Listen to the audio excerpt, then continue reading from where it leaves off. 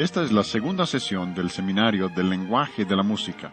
En la primera sesión, el Dios de la música, hablamos del hecho de que a Dios le interesa nuestra música porque Dios mismo es musical, y aún la serie de sobretonos demuestra lo que podemos aprender acerca de Dios mismo.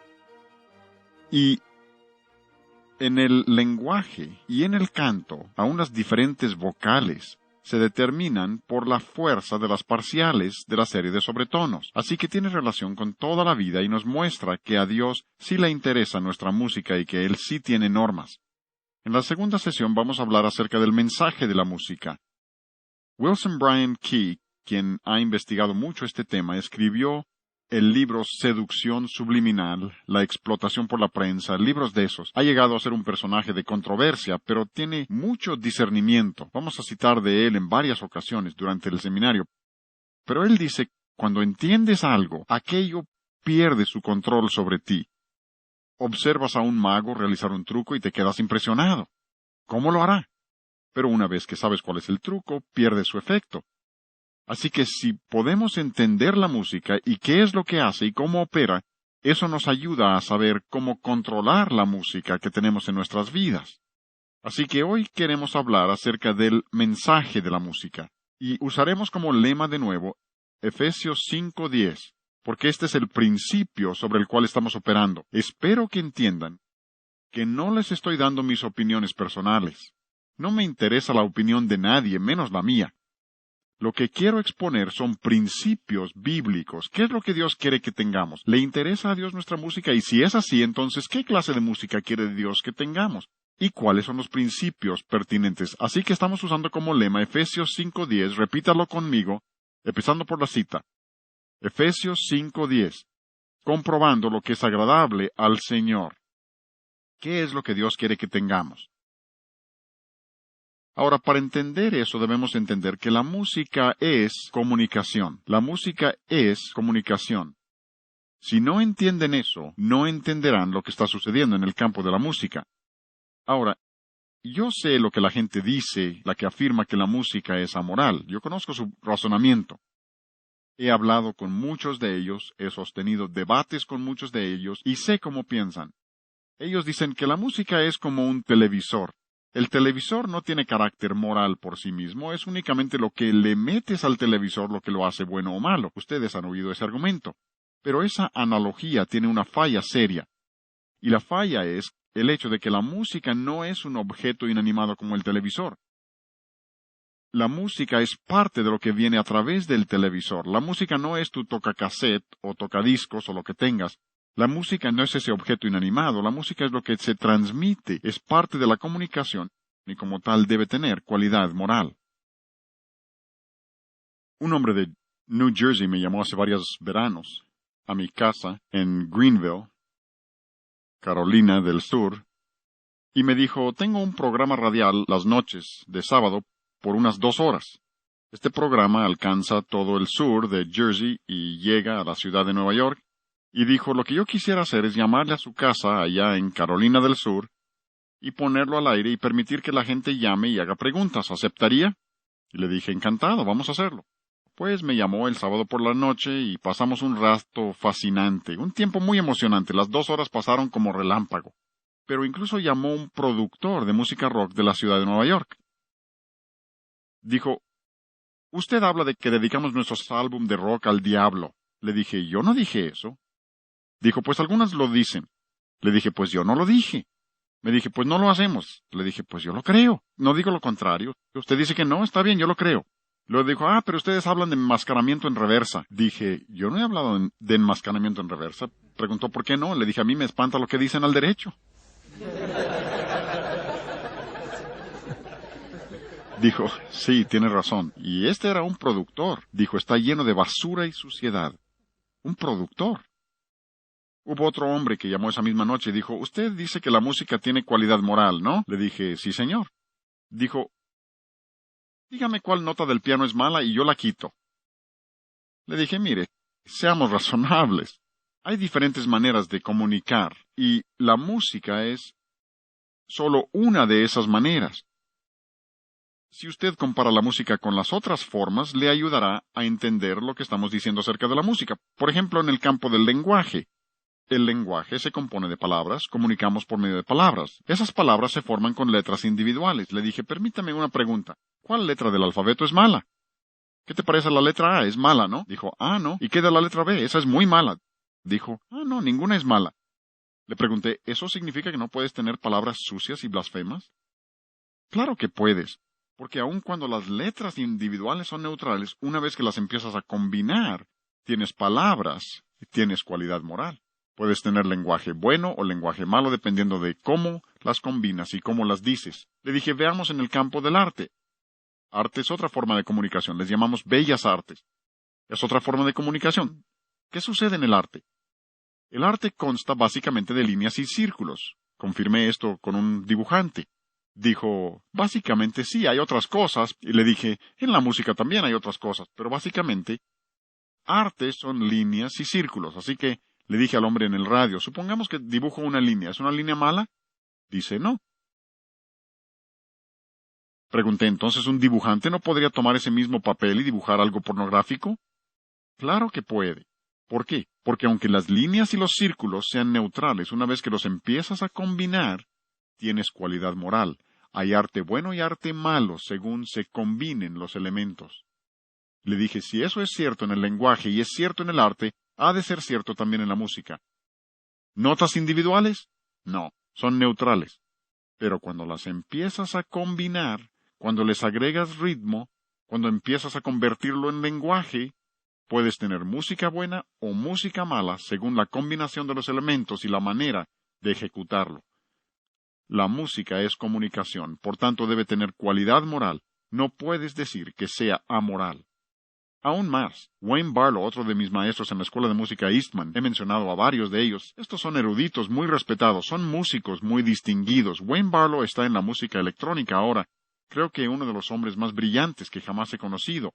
Wayne Barlow dijo en uno de sus libros, el significado de la música es la música misma, no la letra. Vamos a citar a muchos más que dicen lo mismo, pero dijo, no es la letra.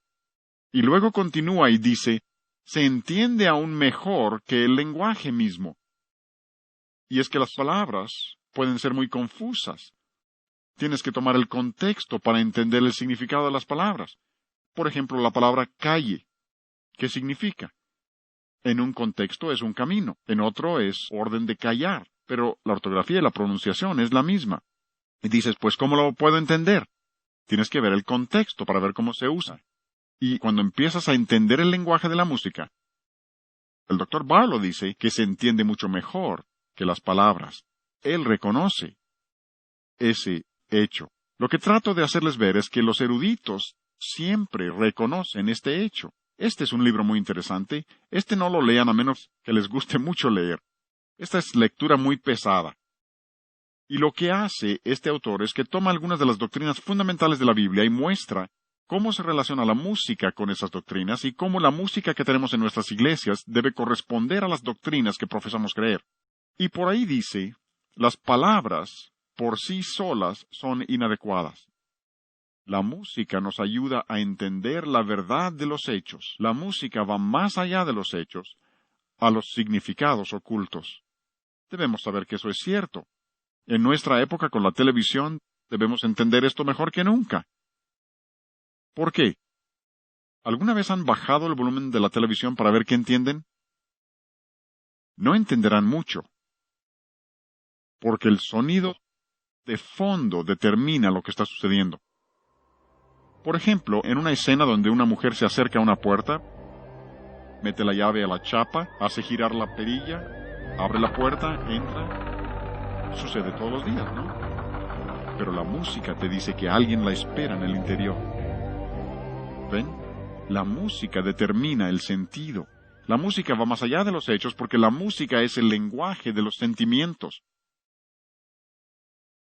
Y no hay que tenerle miedo a los sentimientos. Algunos piensan que todo lo sentimental es malo. No, recuerdas las cosas en las que participas emotivamente.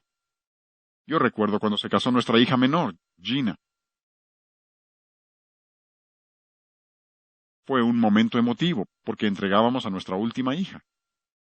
También recuerdo muchos años antes, cuando ella nació. Me tocó ver el nacimiento. Estuve ahí, creo que todo papá debe tener esa experiencia. Vi el nacimiento. Vivíamos en Carolina del Sur, llamé a mi hermana en New Jersey para decirle que teníamos una nueva niña en nuestra familia. Pasé 20 minutos llorando al teléfono. Pagué por 20 minutos de llanto. ¿Por qué? Porque tenía una participación emotiva. Cuando me casé con Flora Jean, ya hace buen rato, lo recuerdo como si hubiera sido ayer. ¿Por qué? Tenía participación emotiva, y la sigo teniendo. Pero recuerdas las cosas en las que tienes participación emotiva. Dios sabe eso, por eso nos dio la música. Díganme, ¿cuántos de ustedes vivían en 1963 cuando el presidente Kennedy fue asesinado? Algunos.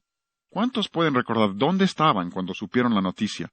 He preguntado eso en todas partes y la gente siempre recuerda. ¿Saben por qué? Ese fue un momento muy emotivo para los Estados Unidos y puedes recordar dónde estabas cuando lo supiste. ¿Cuántos recuerdan la explosión del Challenger? ¿Dónde estaban cuando lo supieron? Como es algo tan emotivo para el país, recuerdas el evento muy bien. Yo recuerdo comerciales que escuché hace años. La televisión está consciente de esto. El radio entendió esto. No recuerdo dónde los escuché, pero por ejemplo, quisiera al mundo darle hogar y llenarlo de amor, sembrar 1000 flores de color en esta Navidad. ¿Cuántos recuerdan eso? Algunos arrugaditos recuerdan eso. Obvio que de eso hace mucho tiempo. Pero aún lo recuerdo porque le pusieron una tonadita. Si no le hubieran puesto música, no lo recordaría. Les podría cantar comerciales actuales. Y si es que ellos saben eso, saben que cuando se transmitió el juego del Supertazón el año pasado, un comercial en ese programa costaba $28,000 por segundo. No por minuto, $28,000 por segundo. ¿Por qué se imaginan que siempre ponen música en el fondo? Quieren despilfarrar dinero, ¿no? Ah, no, están conscientes de que eso te cautiva y te ayuda a recordarlo porque afecta tus sentimientos y lo recordarás mucho tiempo después de que hayas olvidado otras cosas. Por eso predicadores que piensan que pueden predicar el Evangelio y usar el tipo de música que queramos están equivocados porque la gente recordará esos cantos mucho tiempo después de que hayan olvidado el mensaje. Y no estoy menospreciando la predicación, pero es la música y Dios así lo diseñó. Esto es lo que dice este hombre. Música va más allá de los hechos, a los significados ocultos. Comunica en un nivel diferente. Y de nuevo, como ya he dicho, nada tiene de malo tus emociones, pero también tenemos que entender que hay algunos sentimientos que no caben en el cristiano. ¿No es así?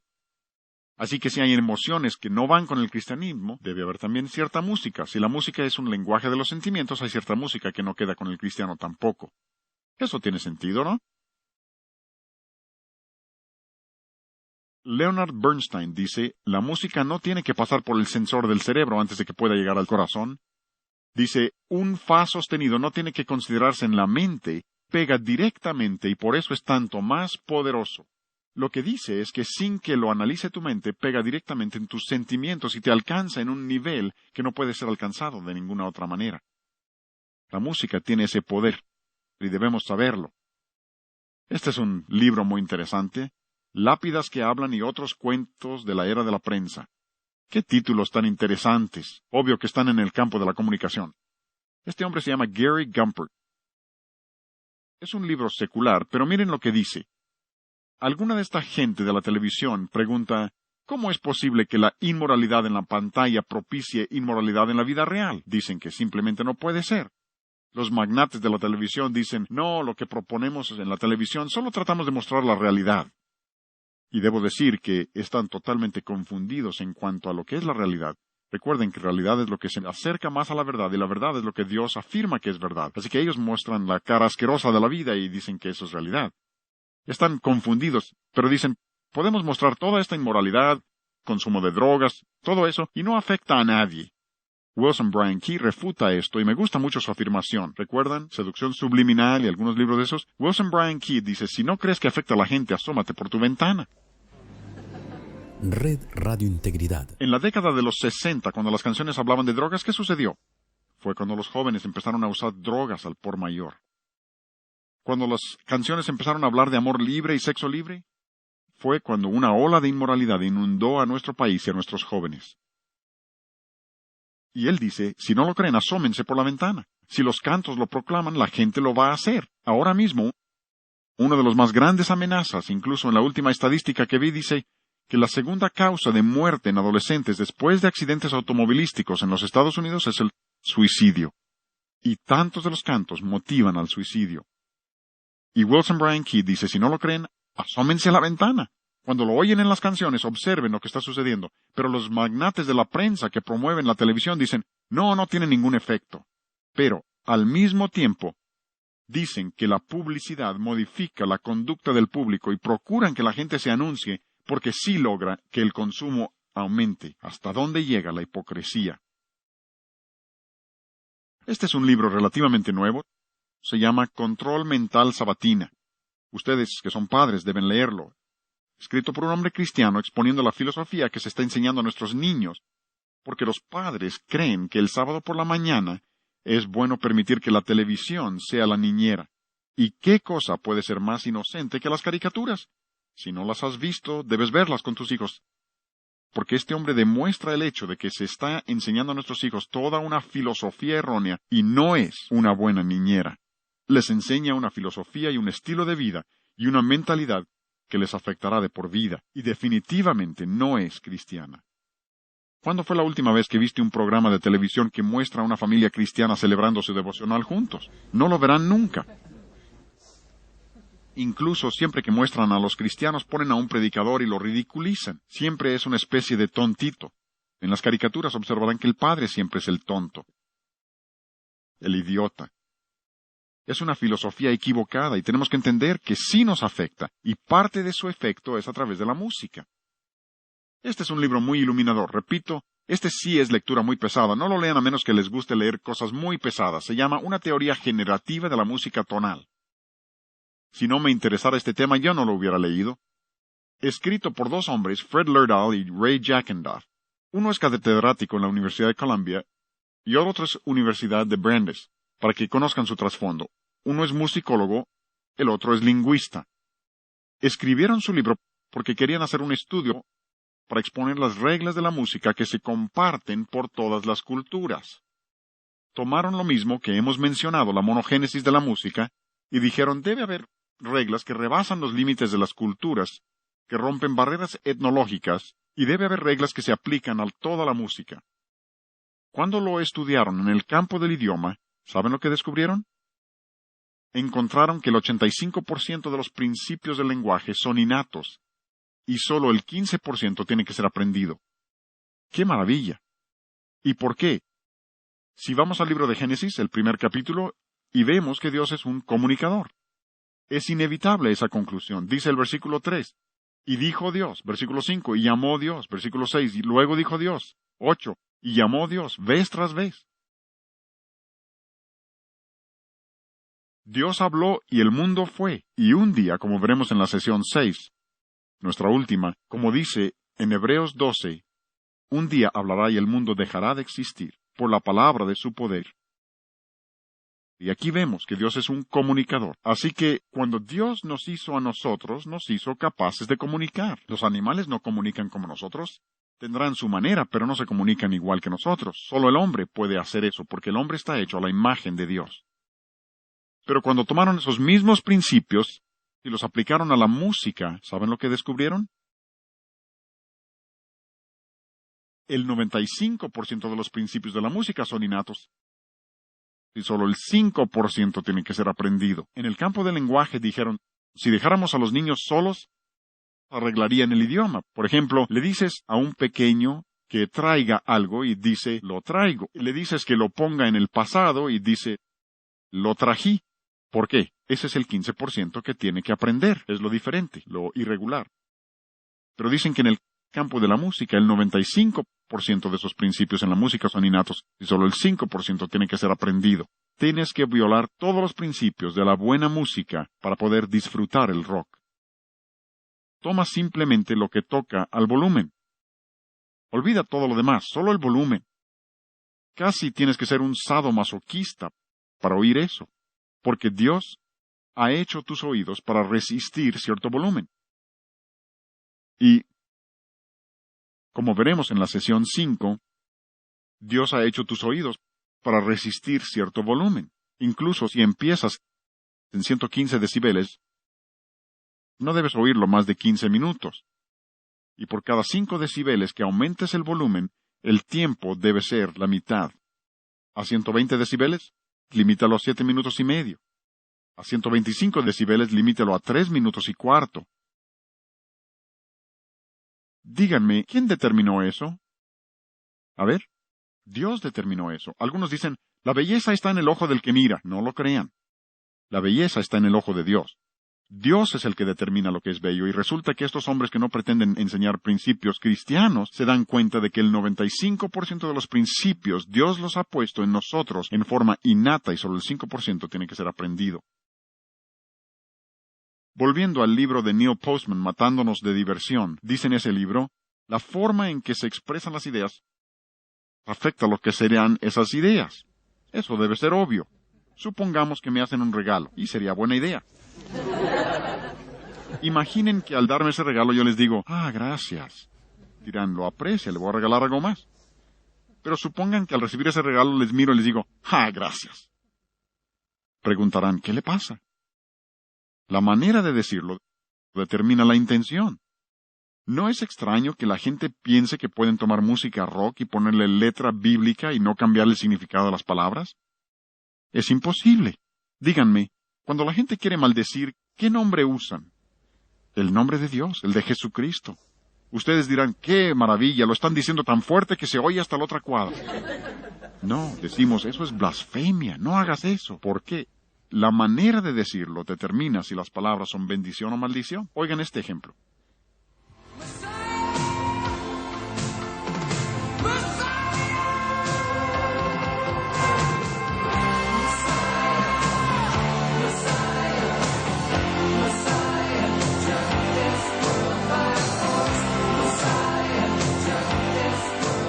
Se supone que esa es una grabación cristiana y el nombre de Mesías, pero la manera de decirlo hace que suene a blasfemia.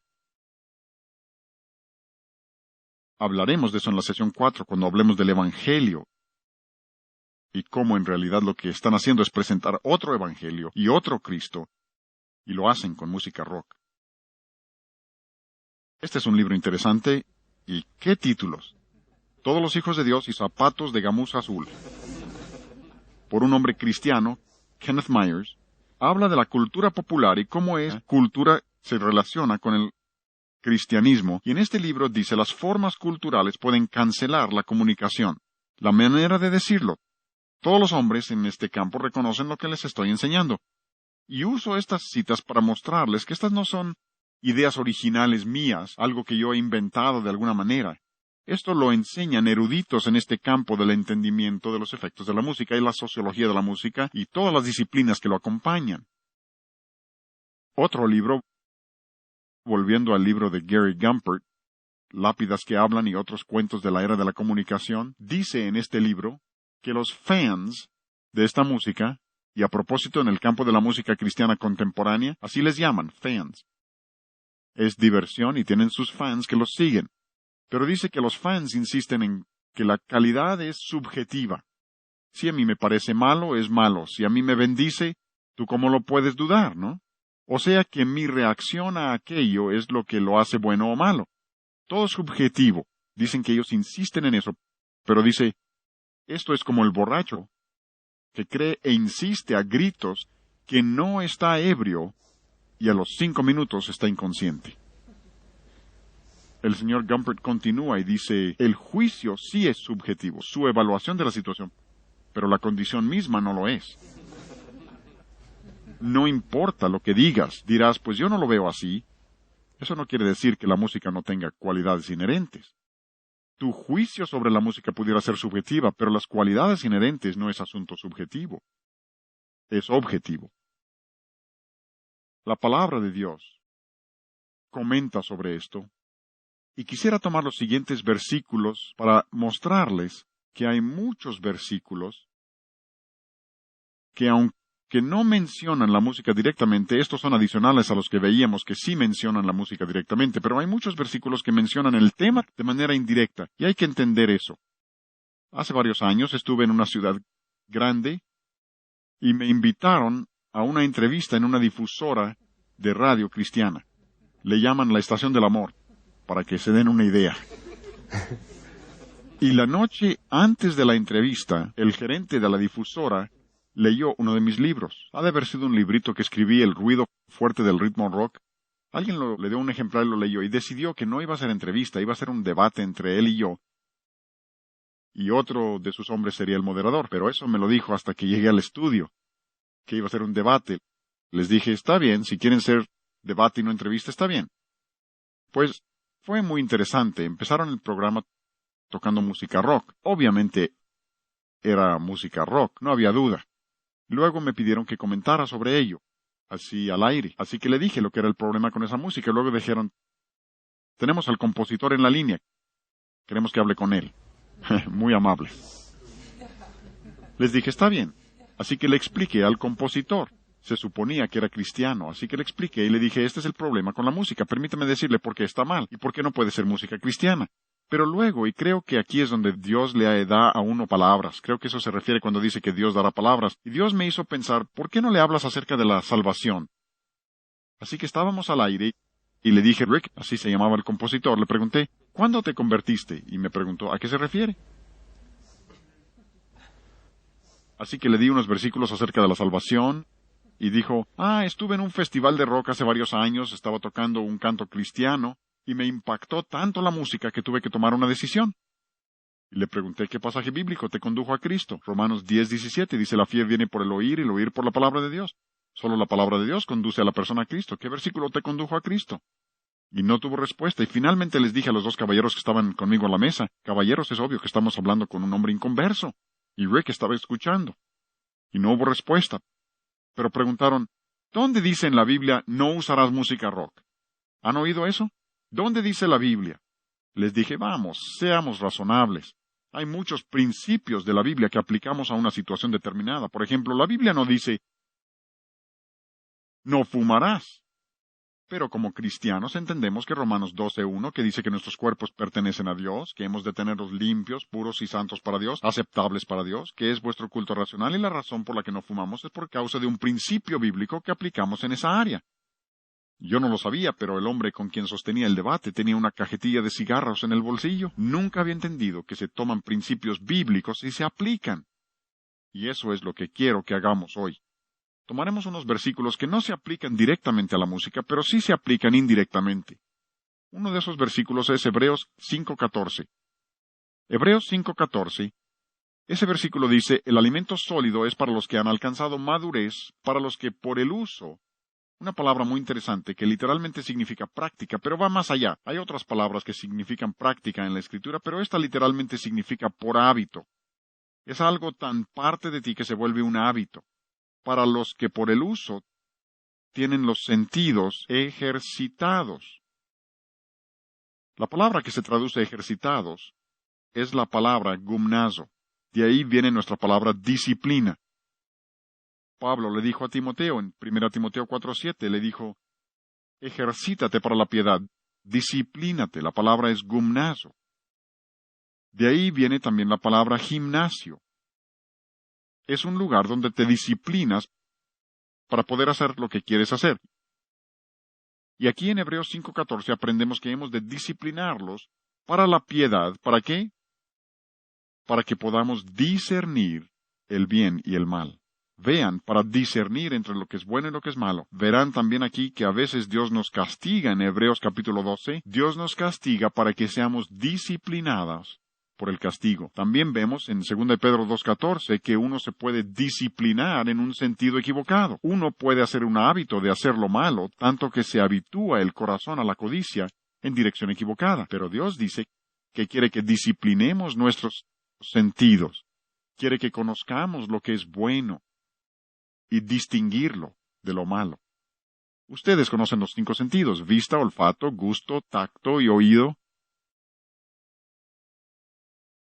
Yo creo que Dios quiere que disciplinemos los 5 sentidos.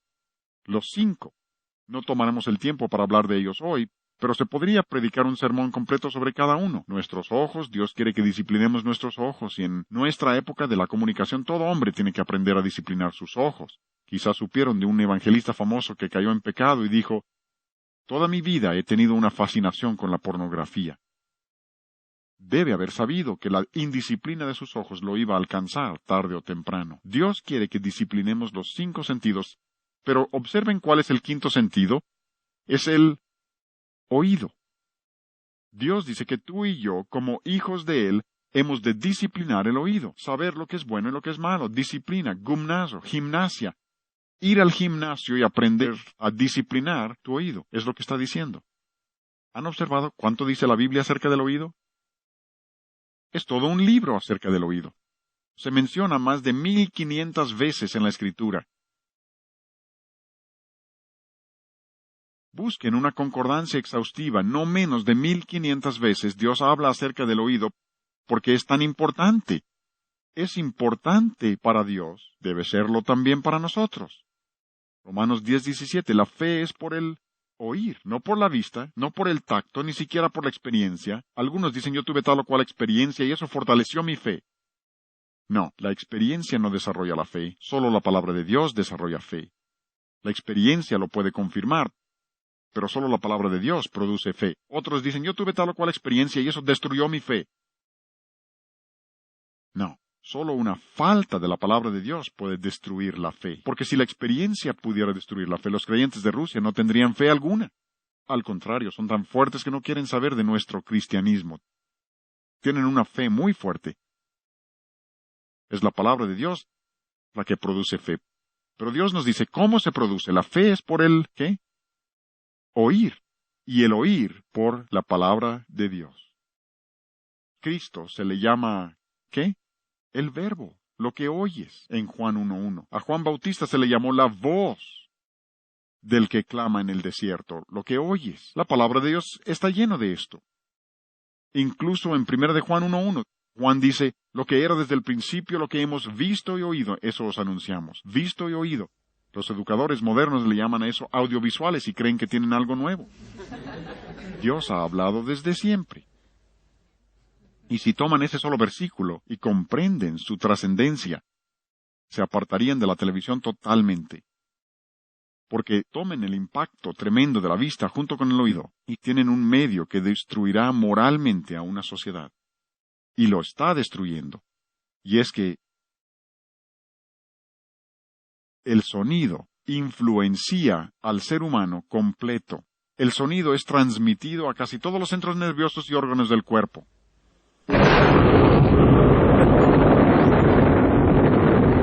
Todos brincaron. Y esa no fue una expresión muy fuerte. ¿Por qué?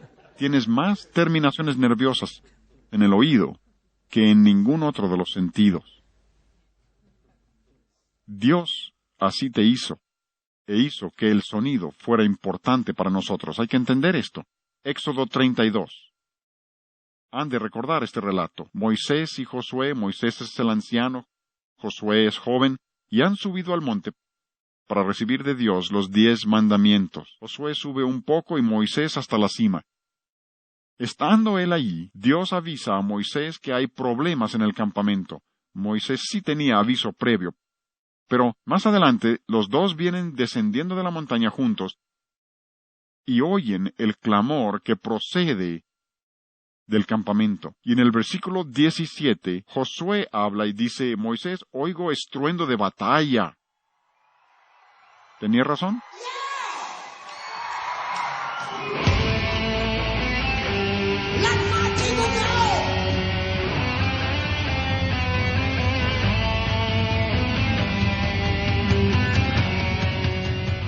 Probablemente eso sea muy parecido a lo que oyeron. Se supone que ese es un concierto cristiano. Música cristiana. Y observen que aquí la palabra estruendo significa ruido. Significa cacofonía, sonido completamente desorganizado. Algunos no comprenden esto.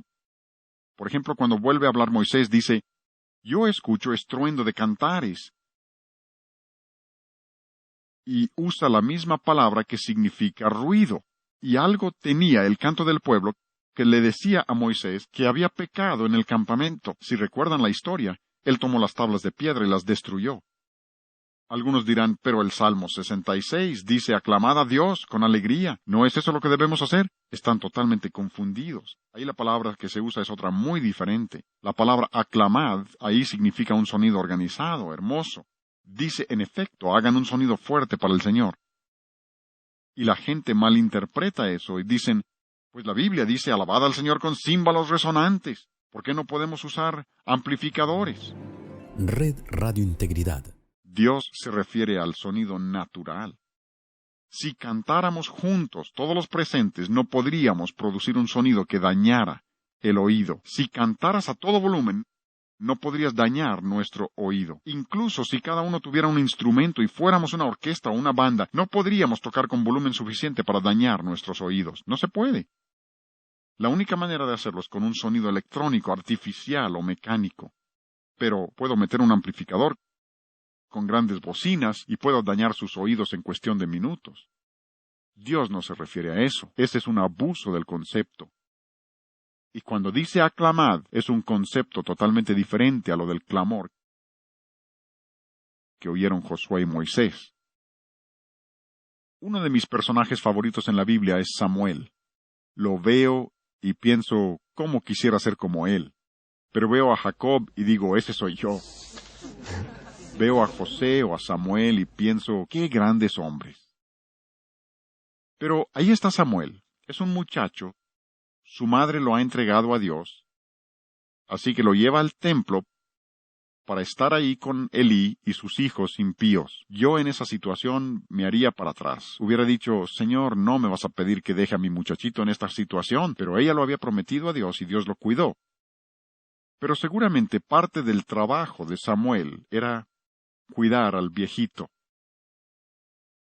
Mis padres ancianos vivieron con nosotros durante 5 años. Yo sé lo que es cuidar ancianos.